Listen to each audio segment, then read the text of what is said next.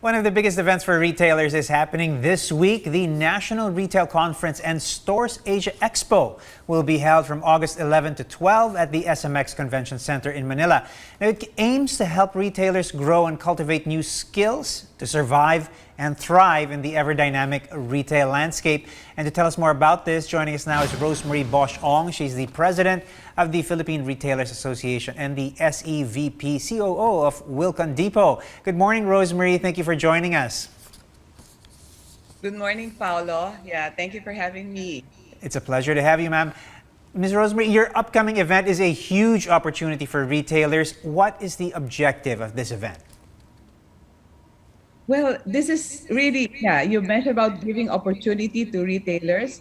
So this is really the venue for retailers to gather and then for them to get updated, re-educated, and of course, to discover the latest trends and the best practices, as well as to collaborate with one another, especially during this time of challenging, the challenges that we're facing, and also a lot of adversities due to the many, things that's happening. No, you mentioned about earlier in the news, there's inflation, and of course, we are now on the road to recovery. Right. You mentioned new skills, new trends, big trends. What are some of the highlights of the event, and how does that sort of lead us towards learning about these new trends and new skills?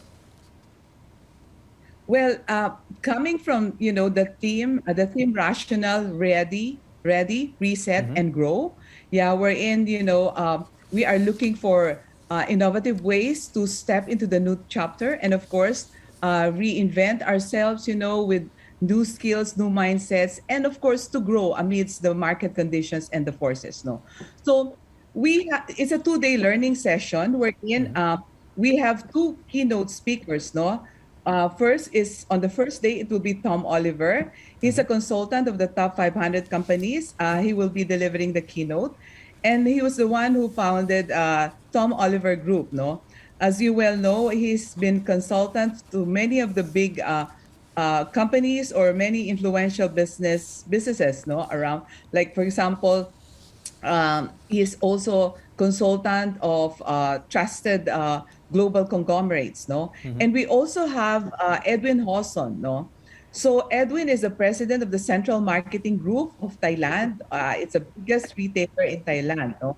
And aside from that, we have a new segment. We introduce a new segment, which is the Retail Mentorship Program, wherein it's a 2-way of learning, wherein the mentor and the mentees will have exchange ideas.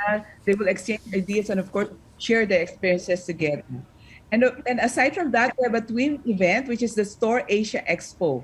So this is the expo wherein we will showcase new tech innovations, and of course, many of the suppliers that will, showcase their solutions, e-commerce, mobile payments, and many other, technologies. And we all know that retail is hinged on technology.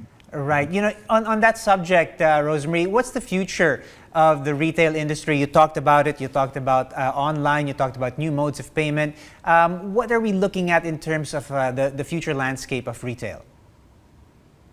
Well, we will be introducing the store of the new normal, wherein we should, because retail in the Philippines is known to be just purely brick and mortar, no? And come the pandemic, of course, everybody pivoted into e-commerce, but we are seeing the marriage between e-commerce and the offline, or rather the brick and mortar store. No, so Right. we are seeing that the brick and mortar will still be complemented by the online, by digital platforms. No, so it's more like providing the experience both online and online in a seamless approach.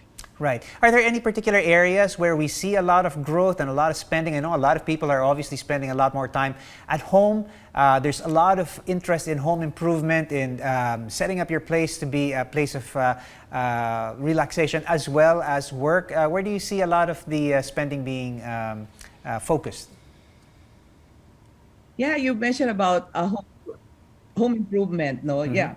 A lot of a lot of those who experienced the 2 years lockdown, no, they're now more focused on reconfiguring their spaces, no, because of the new normal, no, wherein there's a hybrid approach. No, some of the companies are open to having their employees work from home, and at the same time, more of a hybrid approach. No, so they would because many realize that virtually you can still deliver the output that you need, no, depending on what kind of job you are into, no. But of course, with retail, it's purely, if you're in brick and mortar, it's purely physical. However, as I mentioned, many of the companies now have a different approach wherein we should stop thinking that brick and mortar is the only platform. No, so it's a nice experience to provide an option to our customers, whether offline and online. So basically, there will be work that requires offline, work that requires that you don't need to be physically present in the office. It certainly is a brave new world, and retailers shouldn't miss this opportunity to learn from the best. Thank you once again, Rosemarie, for joining us right here on New Day.